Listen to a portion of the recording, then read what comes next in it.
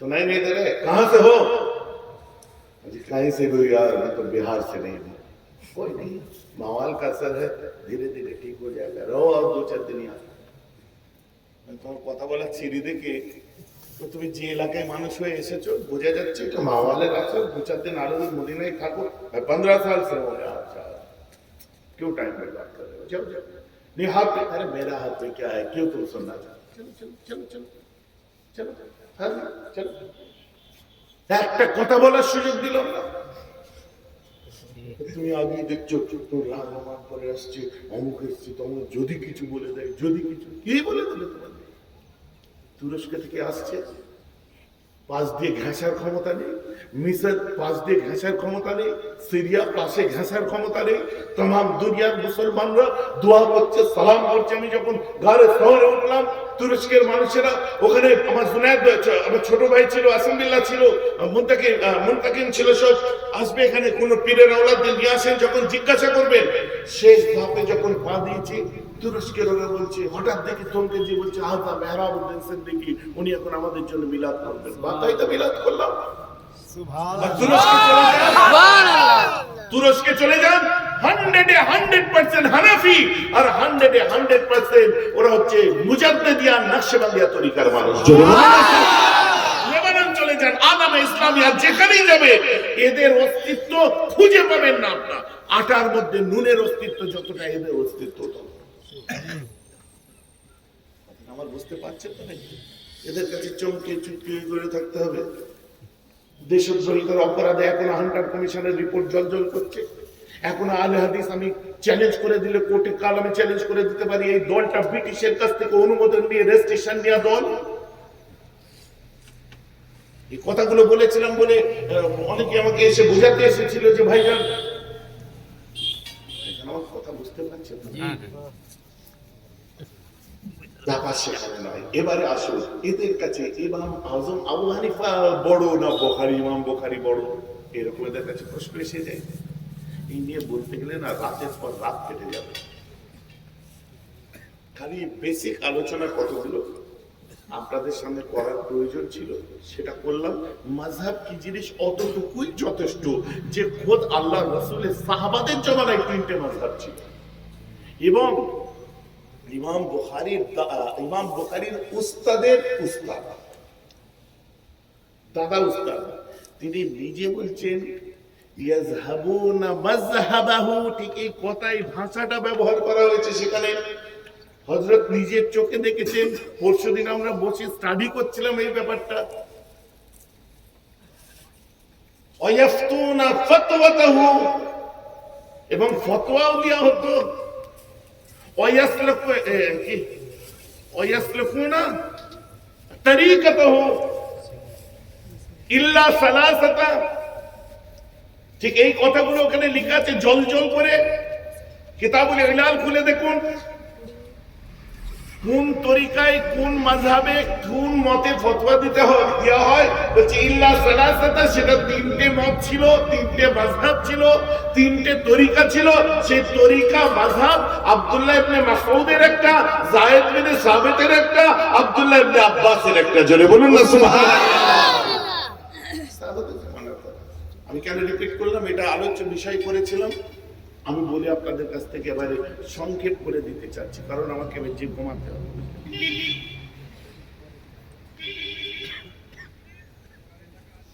বেশি রাত হয় না, ঘুম পাচ্ছে নাকি? আচ্ছা, যারা চলে যেতে চাচ্ছেন চলে যান, আজকাল যারা থাকতে চাচ্ছেন থাকেন। আগে যারা চলে যেতে চাচ্ছেন হাত তুলে দেখান।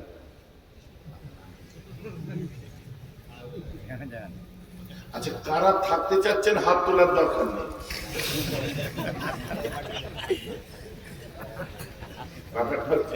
আমি দেরি করাবার জন্য বলছিলাম, একটু গুরুত্বপূর্ণ একটা বিষয় আলোচনা করে দিই। শোনেন, আজকে ইমাম আজম 5 মিনিট 7 মিনিটের ব্যাপার থাকবে তো, হবে তো নাকি?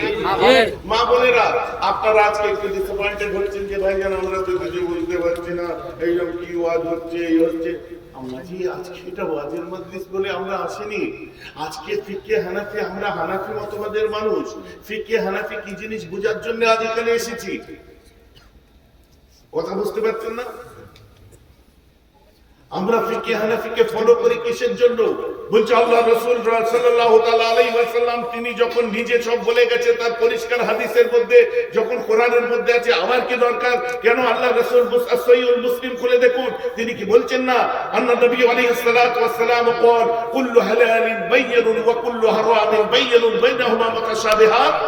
সব হালাল বর্ণনা করা আছে, সব হারাম বর্ণনা করা আছে। এই হালাল আর হারামের মধ্যে কিছু জটিলতা রয়ে গেছে। আছে না নেই? আরে 5 ওয়াক্ত নামাজ ফরজ, এই জন্য 5 ওয়াক্ত নামাজ ফরজ এটা মানার জন্য আমার ইমাম আজম আবু হানিফা মানি, এটা নয়। বছরে একটা মাস রোজা রাখতে হবে, এই জন্য ইমাম আজম আবু হানিফা মানি, সেটা নয়। এগুলো পরিষ্কার। ধনীদের হজ করতে হবে, এখানে আবু হানিফার কথা আমাদের দরকার লাগে না। ধনী মানুষদের যাকাত দিতে হবে, এক্ষেত্রে আবু হানিফার কথা আমাদের লাগে না। বুঝতে পারছেন কি পারছেন না? উজুতে চারটে আপনার আমাদের চারটে আযাদ হওয়া ফরজ হচ্ছে। ফাইসিলু উজুহাকুম ওয়া আইদিয়াকুম ইলাল মারাফিক ওয়া আমসাহু বিরাউসিকুম ওয়া আরজুলাকুম ইলাল কাবাইন। এর জন্য হাদিস পাকে নবী যথেষ্ট। কিন্তু আমার ভাইরা, আমাদের ছেলেরা মারা গেলে জানাজার আগে তাকে গোসল করানো হয় কি হয় না? জোরে বলুন, হয় কি হয় না? তারপর ছেলে হলে কাফন পরানো হয় কি হয় না? কটা কাপড় লাগানো হয়? ছেলেদের কটা? মেয়েদের কটা? ঠিক আছে, ছেলেদের 5টা, ছেলেদের 3টে, মেয়েদের 5টা। এটা মানার জন্য আবু হানিফা আমাদের লাগে না, হাদিসে আছে। কিন্তু কোন ট্রান্সজেন্ডার যদি মারা যায়, কোন তৃতীয় লিঙ্গের মানুষ যারা আমাদের সমাজে আছে, যারা অবহেলিত, অথচ তারাও আল্লাহর বান্দা বান্দি, তারাও সম্মানীয়, তাদেরকেও সম্মান দিয়ে আমাদের উচিত। রাস্তাঘাটে দেখছেন, তাদেরকে অবহেলা করার দরকার নেই। ওদের মধ্যেও চরিত্রবান আছে, চরিত্রহীন আছে। ওদের মধ্যেও আল্লাহওয়ালা আছে, ওদের মধ্যে মুহাদ্দিস আছে। ভুল বলছি নাকি? বড় বড় সম্মানীয় মানুষ আছে, তাদের চোখের পানি। আজ রাস্তার একজনকে দেখে আপনি একটা মুহাদ্দিসকে যদি বিচার করে ফেলেন, তার কান্নাটা কত কঠিন কান্না হবে, অথচ সে তৃতীয় লিঙ্গের মানুষ। এখন আসুন, যে একটা ছেলে মারা গেলে 3টে কাপড় দেবেন, মেয়ে মারা গেলে 5টা কাপড়ের কাপড় দেবেন, কিন্তু যদি একটা ট্রান্সজেন্ডার মারা যায় তাকে কটা কাপড়ের কাপড় দেবেন? এটা আমার হাদিস আর কোরআন থেকে বুঝিয়ে দেন। ওই ওয়াহাবিটাকে বলছি,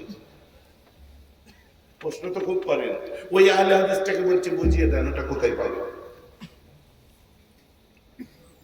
আমার কথা খারাপ লাগে না? না, ওটা অমুক জায়গায় এই আছে না, পাকাম করবে না, নিজের মত পোষণ করতে যাবে না। নিজে যখন মুস্তাহিদ হতে পারছো নিজের মত বলে, তো আমার মুস্তাহিদ ইমাম আজম আবু হানিফার কথা বললে গায়ে জ্বালা ধরে। হাত বাঁধার সময় হাতটাকে ঝুলিয়ে দিতে দিতে হাতটা কোথায় যাচ্ছে, নামি নিচে গেলে কোথায় যাচ্ছে, ওইখানটায় হাতটা কোথায় চলে যাচ্ছে, বুঝতে পারছেন না? এটা হাদিসে আছে, কোরআনে আছে। তুই হারাম করে বক্তব্যের মধ্যে বলছিস কেন? কথা বুঝতে পারছেন? ও তার মানে তুমি মুজতাহাদ করতে পারবে, তুমি মুস্তাহিদ হলে দোষ আছে, আর ইমামে আজম আবু হানিফা মুস্তাহিদ হলে তোমার গায়ে জ্বালা ধরে। তুমি নিজের মত পোষণ করে দেবে না, অমুক কিতাবের মধ্যে এই আছে, যে তোমাকে কি অধিকার দিয়েছে কিতাব পড়া? তুমি তো মিথ্যা কথা বলো। আপনাদের কাছে যদি আমি তুলে দেখিয়ে দিই, আপনারা নিজেরা চমকে যাবেন। এরা যে হাদিস দেখায় বাংলা, এই বাংলা হাদিসগুলো সম্পূর্ণ জাল জোচ্চুরি করা। এদের প্রকাশনীগুলো থেকে জাল জোচ্চুরি করে আরবি আলাদা, বাংলা আলাদা মানে করে রেখে দিয়েছে। আমি আজকের কথা বলছি, আমি আজকে আমিনের ঘরে এদের একটা প্রকাশনীর হাদিস দেখিয়েছি, আজকে হুজুরকে দেখিয়েছি। এক্ষুনি আনতে বললে হাতে হাতে আমি আনাতে পারি। আমি কি বলো তো, আমি কোথায় প্রথম খণ্ডটা, এই এদের হাদিস এত মোটা তৌহিদ প্রকাশনী নিজের চোখে দেখে গেল। ভাইজান আমার কথা বুঝতে পারছেন? হাদিসের উপরে জানিয়েছেন, যত রকম যুদ্ধি সব কিছু। আসুন, আমি যেটা বলছিলাম, আমাদের হাতের নিচে যে সমস্ত লোম আছে, বোঝা যাচ্ছে? বাতাসা খাবে না, করে বসো। এই ছেলেরা ওটা উঠে করো না, উঠছো না কি করো? উঠেই না তো, ইয়ে যাচ্ছে। আচ্ছা, এবারে আসুন, ওটা একটা গেল ট্রান্সজেন্ডার, ওটা আমায় হাদিস থেকে দেখাতে হবে। হ্যাঁ, আমাদের হাতের নিচে লোম আসে, নাভির নিচে লোম আসে 40 দিন, ম্যাক্সিমাম ডেট 40 দিন। আমরা কি করি, আজ আপনারাও শুনে নেন, মা বোনেরাও শুনে নেন, বাথরুম মাশাআল্লাহ প্রত্যেকের কম বেশি আছে, খুব ফাইন ফাইন সুন্দর সুন্দর ইরেজার বার হয়েছে, জালির মতো শরীরে ঘষে দিলে গোটা শরীর পরিষ্কার হয়ে যায়। বুঝতে পারছেন? ওটা একটা পার্ট অফ দা, আপনার কি বলে, গোসলের একটা পার্ট হিসাবে রেখে দেবে। যেমন সাবান দিয়ে পিঠে জালি হচ্ছে, বাথরুমে রেজার রেখে দেবে। তো এর সর্বোচ্চ সময় হচ্ছে 40 দিন। এবারে 2 দিন 3 দিন ছাড়া, 5 দিন ছাড়া অরহর অভ্যস্ত মানুষ। এবারে কথাটা বুঝতে পারছেন? এইবার আসুন, হাদিস পাকের মধ্যে পাওয়া গেল নখ কাটবেন কখন, হাতের নিচে চুল কাটবেন কখন, নাভির নিচে লোম পরিষ্কার করবেন কখন। কিন্তু আপনাদের অনেকের বুকে চুল আছে, ওটা কাটতেও হবে না আর রাখতেও হবে না, ওটা 40 দিনও লাগবে না আর 40 ঘন্টাও লাগবে না। ওটা কি রাখবো না কেটে দেবো, এই সম্পর্কে একটা হাদিস দেখা। আমার কথা বুঝতে পারছেন? আরেকটু এগোবো, আরেকটু এগোই। এবার আসুন, আমাদের সমাজে গাধা আছে না নেই? এসে বললেন কেন? আমি কাউকে গাধা বলিনি, আমি গাধা কি গাধা বলি? আর গাধা তো তোমরা, এই শিক্ষিত যুবক ছেলেরা আমার সামনে বসে আছে, যারা ভাইজান জিন্দাবাদ করছিলেন। কারণ তুমি বুঝতে পারছো গাধা গাধার মতো কথা বলছে, আর তুমি সেটা নিয়ে তর্ক করছো। গাধা অরিজিনাল কি? আমার একটা ওই রিল ভাইরাল হয়েছিল, দেখেছেন না? 3টে প্রাণী, কি কি? হ্যাঁ, হরিণ, ঘোড়া আর ময়ূর, 3জনে গল্প করছে। ঠিক আছে, ময়ূর বলছে আল্লাহর কি সুন্দর পৃথিবী, নীল আকাশ, আমি উড়ে বেড়াই, কত সুন্দর লাগে আল্লাহর সুন্দর সবুজ জঙ্গল। ঘোড়া বলছে আমি যখন উন্মুক্ত আকাশের নিচে ঘুরে বেড়াই, সবুজ জঙ্গল আর নীল আকাশ, আমাকে কি সুন্দর লাগে। গাধাও বলছে আমাকেও খুব ভালো লাগে, যখন আমি নীল জঙ্গল আর সবুজ আকাশ দেখি, কি সুন্দর লাগে। সেই গাধা বলেছে নীল জঙ্গল আর সবুজ আকাশ, ময়ূরাও গাছের ডালে উঠে গেছে, ঘোড়াও বললো কি, বুঝতে পেরেছি, হরিণাও। তো দূর থেকে ময়ূরকে জিজ্ঞাসা করছে, ভাই গাধা একটা কথা বলবো? হ্যাঁ। বলছে হরিণ বললো যে নীল আকাশ, তৃণলতা সবুজ। আমি বললাম নীল জঙ্গল, যেটা তুই বলছিস যে সবুজ আকাশ নীল জঙ্গল, পাগল নাকি? বলে না, ঠিক বলছি, না ভুল বলছি না, আমি যেটা বলছি। তাহলে এটা কি হবে? তাহলে কত যুক্তি তর্ক দেখিয়ে লাস্টে ময়ূর জঙ্গলের রাজা সিংহের কাছে নিয়ে গেছে। সিংহের গিয়ে বলছে রাজামশাই, এরকম তর্ক হয়েছে, গাধা পাগল বলছে যে একটা সবুজ আকাশ নীল জঙ্গল, কি সর্বনাশ বলেন তো। জল্লাদ বলছে হ্যাঁ, ময়ূরের ফাঁসি দিয়ে দাও আর গাধাকে আজাদ করে দাও। গাধা তো হাসতে হাসতে চলে গেল। ময়ূরকে বলছে দেখবি, চলে গেল। ময়ূর দুঃখে বলছে আমার জেল দিয়ে দিলেন কোনো ব্যাপার না, সাজা দিলেন কোনো ব্যাপার না, ফাঁসি দেবেন কোনো ব্যাপার নয়, গাধাকে ছেড়ে দিলেন নো প্রবলেম, কিন্তু হুজুর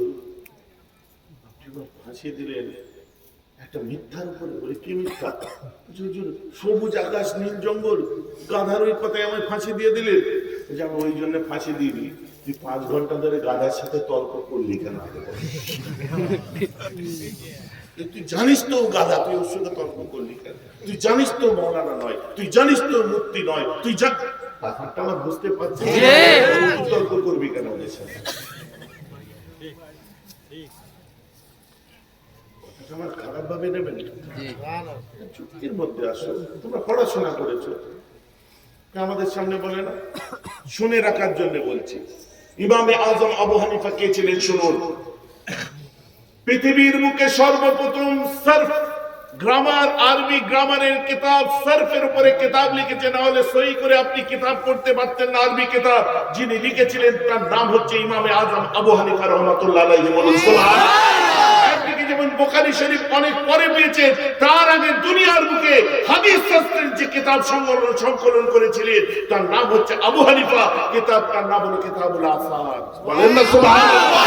হাদিসের উপর লেখা কিতাব। হুজুররা আরো বেশি পড়েছেন, জিজ্ঞাসা করে।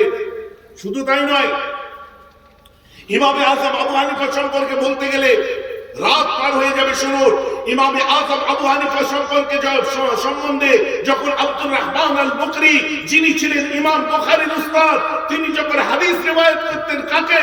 হযরতে ইমামে আজম আবু হানিফা থেকে যখন কোন হাদিস রিওয়ায়াত করতেন, উনি ওই সময় বলতেন হাদাসানা আবু হানিফা শাহনশাহ, হাদাসানা আবু হানিফা শাহে মারদান। মানে ইমাম আজম আবু হানিফাকে ইমাম বুখারীর উস্তাদ তিনি বলতেন যে কি, যে আমি হাদিস শাস্ত্রের বাদশাহ আবু হানিফা, তার থেকে হাদিস রিওয়ায়াত করছি। জোরে বলে সুবহানাল্লাহ।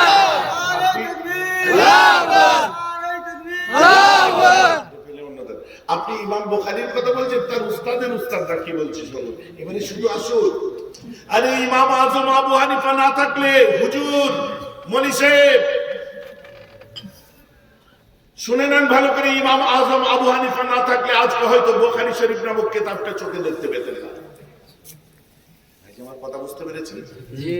ইমামে আজম আবু হানিফা যদি না থাকতেন, বুখারী নামক কিতাবটা চোখে দেখতে পেতেন না। ভাইজান কি বলছেন? এখানে এই কিতাবটা কিসের আছে? বাংলাতে। এটা আপনারা করতে পারছেন কজন? হাত তুলে দেখান। এটা কজন করতে পারছেন? হাত তুলে দেখান। আমার কথা বুঝতে পারছেন? এই ম্যাজিকটা এইখানে, বুঝতে পারছেন? ম্যাজিক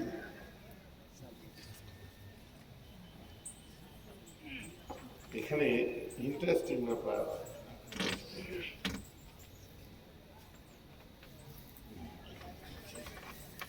এখানে হুজুর বসে আছেন, জিজ্ঞাসা করেন আমি যদি তাহরিফ করি আল্লাহ মাফ করবেন। এখানে প্রথমে আদাসানা করে আমি যেটা বোঝাচ্ছিলাম, অত কিছু করার পরে লাস্টে যে কি করলেন, এই যেখানে দেখেন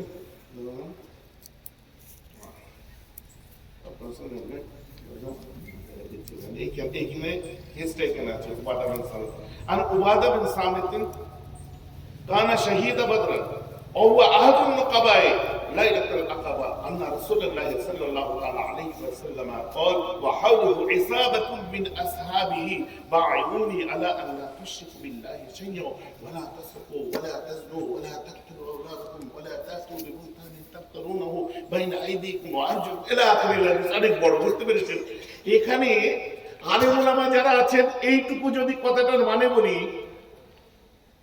যে হযরতে উবাদা বিন সামিত তিনি হাদিস রিওয়ায়াত করছেন কি, কিসের ব্যাপারে হাদিসটা আছে? হাদিসটা হচ্ছে পীরি মুরিদের ব্যাপারে। পীর কথা বায়াত হওয়া, একে আর হাদিস কোরআনে আছে? বুখারী শরীফ কিতাবুল ঈমান, ওদের লেখা হাদিস নাম্বার হচ্ছে কত? 18।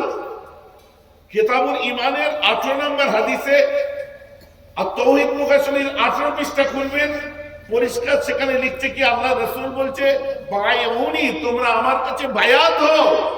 বলেন না সুবহানাল্লাহ। আলা আল্লাহ তুশরিকু বিল্লাহি শাইআ, আল্লাহর সঙ্গে কারো শরীক করব না।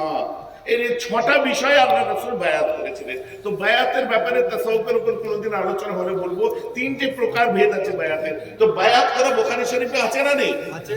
আমরা কি আপনাদের বলি শিরক করুন? আমরা কি বলি চুরি করুন?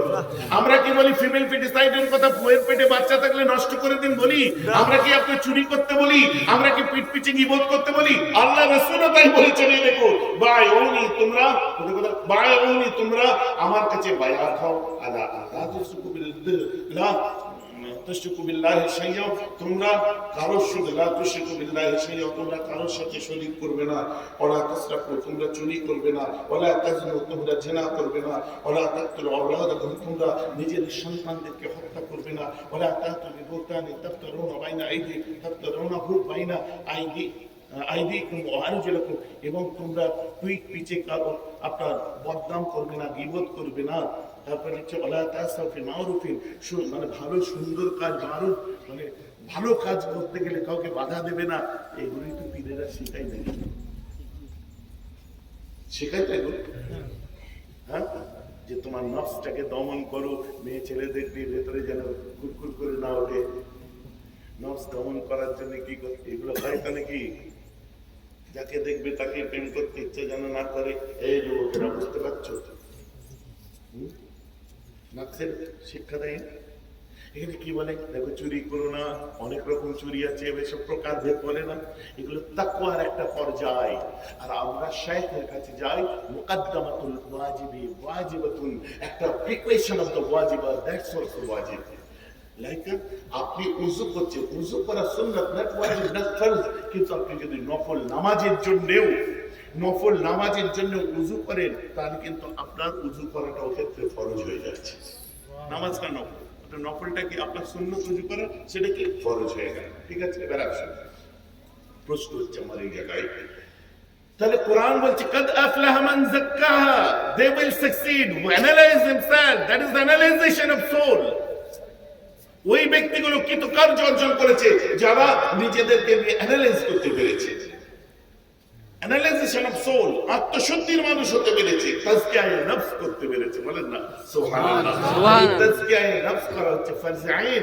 আর এই তাজকিয়ায়ে নফস করার জন্য প্রিপারেশন অফ দ্য তাজকিয়ায়ে নফস, যার কাছে যে আপনি শিখবেন, জ্বর এসেছে, জ্বালা এসেছে, এই এসেছে, শরীর খারাপ, এই খারাপ, সেই খারাপ, ডাক্তারের কাছে যেতে হয়। তেমন রূহানি রোগ অনেক আছে, যে আমার মনের মধ্যে হিংসা, আমার মনের মধ্যে অনেক রকম কষ্ট, নিজের দুঃখ করার টাইম নেই, অপরের সুখ দেখে আমার দুঃখে বুক ফেটে যায়, আমার ভেতরে জিহাংসা কাজ করে, পরশিকাতরতা বিরাজ করে, আমি এত মানে ভেতরে খুব রেগে যাই, আমি হিংসুক হয়ে গেছি। এগুলো দূর করার জন্য কার কাছে যাবে? এগুলো রূহানি রোগ, এগুলো দূর করতে হবে, এটাও ফরজে আইন, যেমন 5 ওয়াক্ত নামাজ পড়া। অতএব এটা দূর করার জন্য যার কাছে যেতে হবে, তাকে গুরুদেব বলো, হোয়াটএভার, আমার কোনো ব্যাপার নয়, গুরুজি বলো, যাই বলো তাকে, কিংবা ফার্সি ভাষায় পীর সাহেব বলো, একজনকে ধরতে হবে, একটা উস্তাদের কাছে যেতে হবে। এটা ফরজে আইন, যেহেতু প্রিপারেশন অফ দ্য ফরজে আইন, তখন তোমার একটা উস্তাদের কাছে যাওয়াটা উসুল বলছে ওয়াজিব হয়ে যায়। দ্যাটস ওয়াই আমরা বলি পীর ধরা ওয়াজিব। সুবহানাল্লাহ। আমি তাদের গল্প বলছি, এখানে এই হাদিসটা পীর মুরিদের উপরেই তো নাকি গো ভাই, যে আমার কথা বুঝতে পারছেন? এই হাদিসটা কিসের উপরে? পীর মুরিদের উপরে, বায়াত করার উপরে। এই বেলায় বায়াত করা নেই বল, কিন্তু এই হাদিসটা পরবর্তীতে যায়ীফ করতে গেলে কি করা যাবে? হ্যাঁ, আচ্ছা, আপনারা একটা ডেমনস্ট্রেশন দেখেন। হুজুর, আপনি আমাকে একটু হাদিসটা পড়িয়ে দিন তো। এইখানে আল্লাহ রাসূল এখানে কি বলছেন? উবাদা বিন সামিত কানা শহীদ বদর, ও বদর के शहीद में से थे, और वह अहदुल मुकबाए लाइलतुल अक़बा, और वो लाइलतुल अक़बा के रकीब में से एक थे। ठीक है, तारपर कि अल्लाह रसूलुल्लाह सल्लल्लाहु अलैहि वसल्लम कौल, बेशक रसूलुल्लाह सल्लल्लाहु अलैहि वसल्लम ने फरमाए, वो हौलहु, इसका मतलब उनकी एक ऐसा बचन घरों थे, दौर घरों थे, जमात थे, मिन असहाबिही, साहबाओं के एक घरों थे, মানে সাহাবাদের, ওয়াহাউলহু আশপাশে, ऐसा बचन मिन असहाबिही, সাহাবাओं के एक घरों थे, মানে একদল সাহাবার সামনে হাদিসটা বলেছে, মানে যায়ীফ হওয়ার কোনো প্রশ্ন নেই। তাই তো এখানে একটা শিক্ষিত ছেলে উঠে দাঁড়াতো, একটা বিয়ে পাস ছেলে কেউ আছে মজলিসে? একটা পড়াশোনা করা ছেলে দাঁড়াও না রে বাবা, দাঁড়াও। আমি কিচ্ছু বলবো না, সত্যি বলছি, মাস্টার কোথায় গেল? আমি দাঁড়া, তুই দাঁড়া, এটা লজ্জা করছে। এখান থেকে পড়তো বাংলায়, এটা আমি নতুন হাদিসে এই আমি তৈরি করছি। এবার এই হাদিস শুনে জানি, এবার আমি তৈরি করছি, কিরম জিনিস তৈরি হয়েছে। মাইকলে ধরো, তুই মাইকটা ধরো।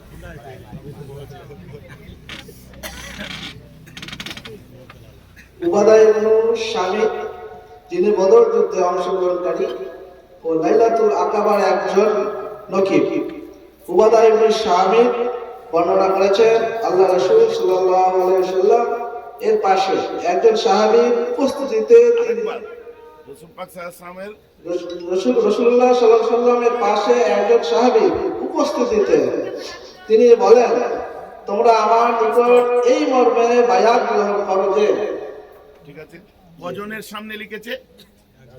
জোরে বলুন, কজনের সামনে? আসল মানেটা কি? যে নবীজির পাশে হাউলুহু ইসাবাতুম মিন আসহাবি। দে মাইক দে, আমি মাইক ভাই, আমার কথা আপনারা বুঝতে পারছেন? আহলে হাদিসদের হাল দেখেছেন? আহলে হাদিসদের হাল দেখেছেন?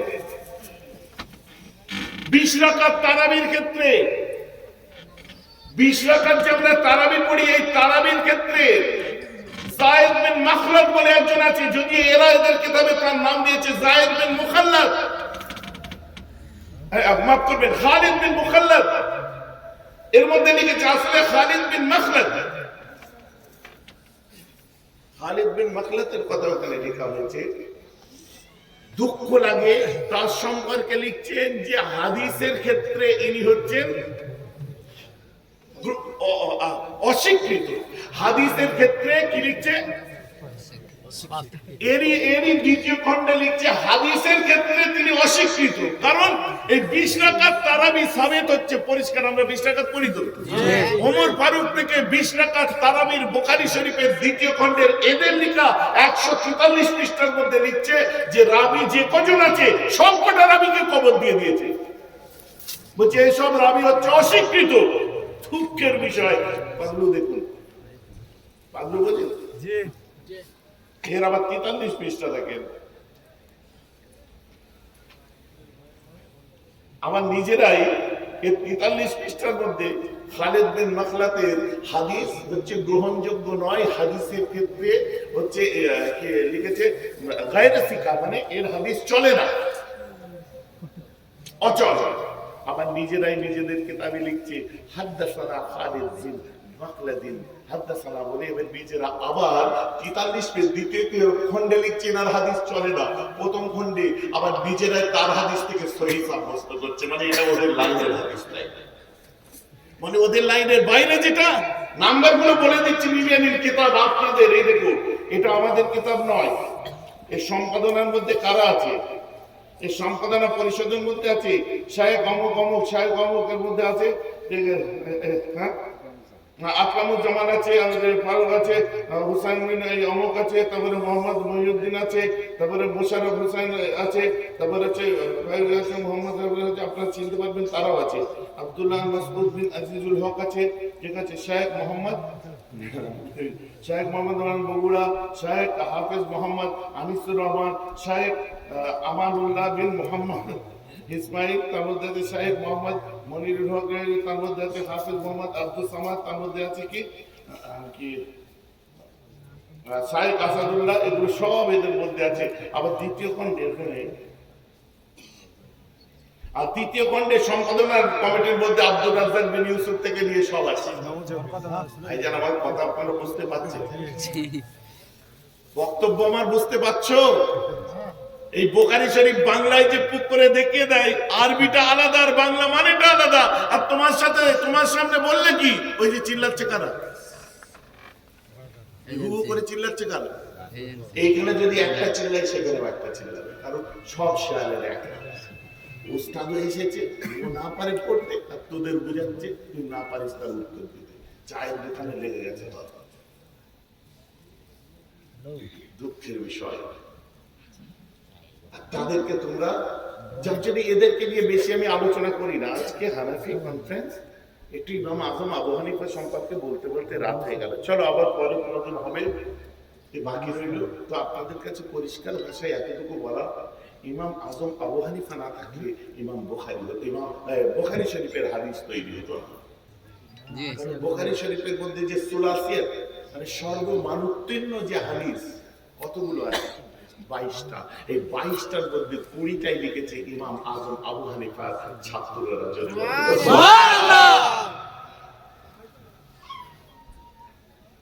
কারা ছিল?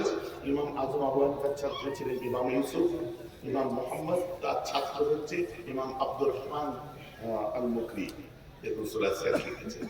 বালকে শেখ মক্কি ইবনে ইব্রাহিম এরকম সুরা সিয়ার লিখেছে। কারণ সব ইমাম বুখারীর উস্তাদ। ইমাম বুখারী নিজে বলছেন যে আমি সব থেকে বেশি যেখানে হাদিস সংগ্রহ করতে গেছিলাম, আমি বসরায় গেছি 4 বার, শামে গেছি, আমি কি বলে জাজিরাতুল আরবে গেছি, وذهبت الى الشام والبصره بصরায় গেছি আমি 4 বার 40 মাররা। তারপরে বলছেন লা আহসাকান দাখালতু ইলা আল কুফাতি মা আল মুহাদ্দিসিন, আমার কোনো হিসাব নেই যে আমি মুহাদ্দিসিনদের কাছে কুফায় কতবার গেছি। আর কুফা ছিল হানাফিদের গড়। জোরে বলুন সুবহানাল্লাহ। বুখারী শরীফ তো আমাদের কিতাব। ইসহাক রাহওয়াবি যার আপনার অনুপ্রেরণায় বুখারী শরীফ লেখা হয়েছে, আব্দুর রহমান আল বুকরি, আপনার কি বলে আবু আসিফ নবী আদ-দাক্কা, আব্দুর রহমান বিন মুহাম্মদ, যত আছে আপনি মিলিয়ে দেখেন ইমাম বুখারীর যত উস্তাদ, সবাই উস্তাদের উস্তাদ হচ্ছে ইমাম আজম আবু হানিফা। সুবহানাল্লাহ। উনি না থাকলে বুখারী তৈরি হতো না। এরা জানে না তাই পাক করছে, কিচ্ছু নাই, সঙ্গে মাথা বেরুনি। এদের পয়সার ব্যাপার আছে, ইমান লন্ঠন করা ছাড়া অন্য কিছু নয়। 2-4 দিন পরে দেবে তোমাদেরকে দলে টানার জন্য ফোন দেবে, পয়সা দেবে, তোমরা ইমান বেচে দিয়ে বসে থাকবে। বুঝতে পেরেছেন? এই মাথাটা অনেক দামি মাথা। ওলিয়া আমাদেরকে শিখিয়ে গেছে, সেই মত অনুযায়ী আমরা চলে থাকি। সকলে বলুন আমিন। রাত না করি, চলেন আমার নবীর উপর সালাম পেশ করি।